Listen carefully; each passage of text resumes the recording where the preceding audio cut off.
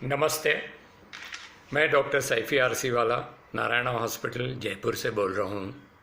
मैं आज आपको ये होली मंथ ऑफ रमज़ान के बारे में, फास्टिंग जो लोग कर रहे हैं वो फास्टिंग के बारे में मैं आपको बताऊँगा।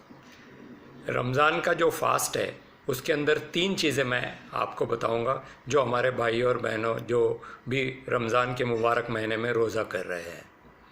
एक तो डाइट, दूसरा मेडिसिन्स यानी दवाइयाँ और तीसरी एक्सरसाइज। शुरू करने के पहले मैं सबको रमज़ान की मुबारकबादी देना चाहूँगा। जो भी हमारे भाई बहनों हैं जो रोज़ा कर रहे हैं इस मुबारक महीने में, मैं उन सब के लिए दुआ करता हूँ कि वो स्वस्थ रहे और सुरक्षित रहे। तो शुरू करता हूँ। पहला पॉइंट है वो डाइट, यानी कि हमें क्या खाना चाहिए। जैसे कि रमज़ान के रोज़े का रूल है कि हमें दिन में 2 बार खाना चाहिए, सूरज उगने से पहले और सूरज डूबने के बाद। तो 2 बार जो हम खाते हैं उसके बीच में 16 से 18 घंटे का पीरियड होता है।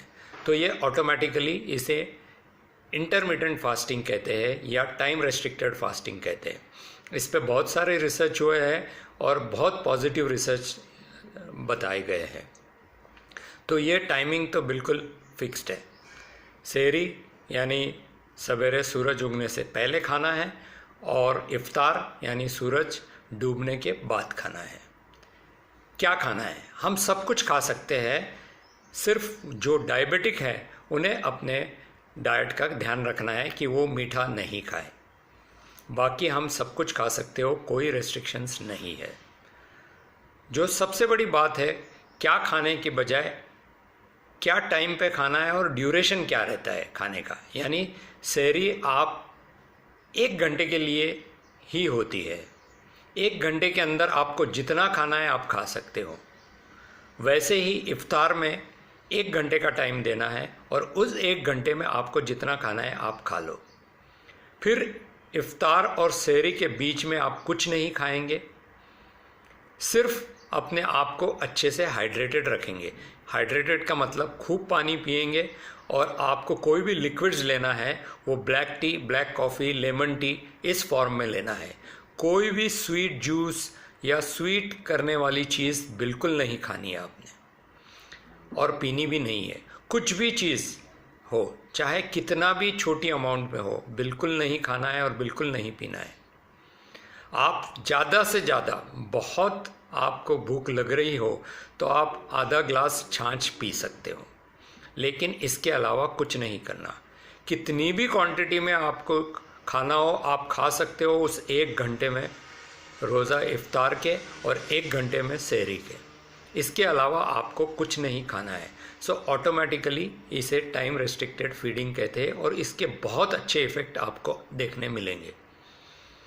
आपको जो भी बीमारी है, चाहे डायबिटीज़ हो, चाहे हाई ब्लड प्रेशर हो, ये दोनों बीमारियों के आपकी या तो दवाइयाँ कम हो जाएंगी या मिट जाएंगी और आपका फुल कंट्रोल में आ जाएगा डायबिटीज़ और हाई ब्लड प्रेशर 1 महीने के इस रोज़ा करने पर।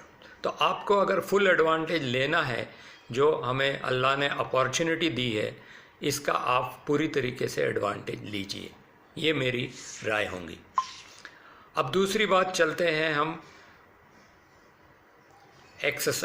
मेडिसिन्स पे। मेडिसिन्स, कई लोग पूछते हैं कि हम रोज़ा कर रहे हो तो मेडिसिन्स किस तरीके से लेना। बड़ा सिंपल है, वही मेडिसिन चालू रखना है, सिर्फ दिन की जगह उसे रात में लेनी है। जैसे आप दिन में कोई दवाई 10 बजे लेते हो तो वो रात को 10 बजे लेनी है। सिर्फ टाइमिंग का AM का PM करना है, दिन का रात करना है। बाकी सारी दवाइयाँ वैसे के वैसे ही चलनी है। सिर्फ एक दवाई है डायूरेटिक्स, जिससे कि पेशाब ज़्यादा होती है, वो अपने डॉक्टर की सलाह लेकर बंद कर सकते हैं क्योंकि हमें डिहाइड्रेशन नहीं होना है। तो ये हो गई बात मेडिसिन्स की। अब चलते हैं एक्सरसाइज पे। कई लोग कहते हैं एक्सरसाइज करनी चाहिए, नहीं करनी चाहिए। मेरे हिसाब से एक्सरसाइज हल्की फुल्की एक्सरसाइज ज़रूर से करनी चाहिए, लेकिन उसका टाइमिंग का इम्पोर्टेंस है। आपने एक्सरसाइज दिन में सवेरे नहीं करनी है। नोट डाउन करें इस पॉइंट को कि सवेरे एक्सरसाइज नहीं करनी है। तो एक्सरसाइज कब करनी है, बेस्ट टाइमिंग क्या है? वो है असर की नमाज के बाद यानी 5 बजे के बाद और रोज़ा इफ्तारी के आधे घंटे पहले। इसके फ़ायदे क्या है ये बताता हूँ। एक तो अगर आप सवेरे एक्सरसाइज करते हो तो आपका एनर्जी काफ़ी यूटिलाइज हो जाता है दिन में, और फिर दिन भर आपको वो एनर्जी खाने की चलानी होती है, इसलिए हो सकता है आपको कमज़ोरी आए। दूसरा है उसका फ़ायदा उस टाइम का कि दिन भर में जब आप रोज़ा करते हो तो आपका मेटाबॉलिज़्म बहुत कम होता है जैसे दिन चढ़ता है, और शाम तक में आपका मेटाबॉलिज़्म मिनिमल लेवल पे रहता है। इस कारण हमें 5 बजे के आसपास बहुत भूख लगती है। तो इस भूख को मिटाने के लिए यानी कि हमें मेटाबॉलिज़्म बढ़ाना है, जो मैंने मेरे पहले वीडियो में भी बताया है कि हमें मेटाबॉलिज़्म बढ़ाना है। मेटाबॉलिज़्म हम एक लाइट एक्सरसाइज से बढ़ा सकते हो। कई लोग कहते हैं कि हमें बहुत वीकनेस आता है और हमारा ब्लड शुगर कम हो जाएगा, तो मैं उनसे कहूँगा कि आप अपना ब्लड शुगर चेक कर लीजिए, और वो 99% या तो नॉर्मल आएगा या ज़्यादा आएगा, कम आने के चांसेस बहुत कम है। क्योंकि ये जो वीकनेस की फीलिंग है ये साइकोलॉजिकल फीलिंग है, क्योंकि हमारा मेटाबॉलिज़्म लो हो जाता है, इसलिए हमारी ये साइकोलॉजिकल फीलिंग आती है कि हम कुछ खाएं और हम नहीं तो हमें वीकनेस आएंगी। ये एक हम अपने आप को एक्सक्यूज़ देते हैं। तो अगर आप एक्सरसाइज करेंगे तो ये फीलिंग वीकनेस की भी चली जाएंगी और आपकी भूख भी मिट जाएंगी।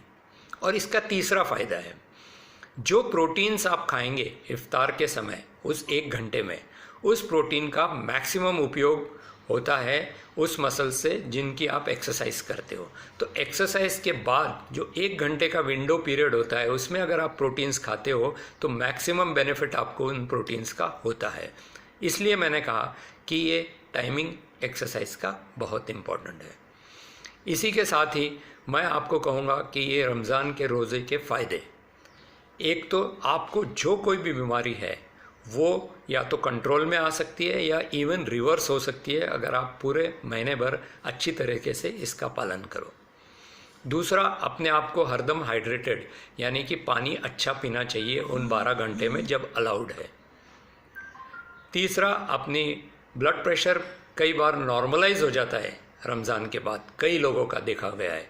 कई लोगों का शुगर नॉर्मलाइज हो जाता है और लगभग कई लोगों को तो दवाइयाँ भी बंद करनी पड़ सकती है, क्योंकि ये सब नॉर्मल हो जाता है। तो दोस्तों, इनका फ़ायदा उठाओ। रमज़ान महीने एक अल्लाह ने हमें एक अपॉर्चुनिटी दी है अच्छा होने के लिए, तो हमें इसका फ़ायदा ज़रूर उठाना चाहिए। और मैं आप सबको के लिए दुआ करता हूँ कि आप स्वस्थ रहें, सुरक्षित रहें, और रमज़ान के महीने का जो भी रूल्स है वो फॉलो करें। रूल्स कौन से हैं? जो हमें स्पिरिचुअलिटी, हमारी लेवल ऑफ स्पिरिचुअलिटी बढ़ाता है। वो रूल्स है क्या? प्रे करना, प्रार्थना करना। दूसरा, होली कुरान शरीफ पढ़ना, कोई भी होली बुक है वो पढ़ना है। तीसरा, किसी को हार्म नहीं करना, किसी को नुकसान नहीं पहुंचाना, चाहे वो फिज़िकल हो चाहे मेंटल हो। तीसरा, झूठ नहीं बोलना। कोई भी इंटॉक्सिकेटिंग ड्रग, नशीली ड्रग्स नहीं लेना, चाहे वो अल्कोहल हो, टबैको हो, स्मोकिंग हो, ये सब कुछ भी नहीं करना। So basic ground rules follow करने के साथ साथ रोज़ा करने में आपका बहुत सारा फ़ायदा है। इसी के साथ मैं आज का वीडियो समाप्त करता हूँ। धन्यवाद। नमस्ते। जय हिंद।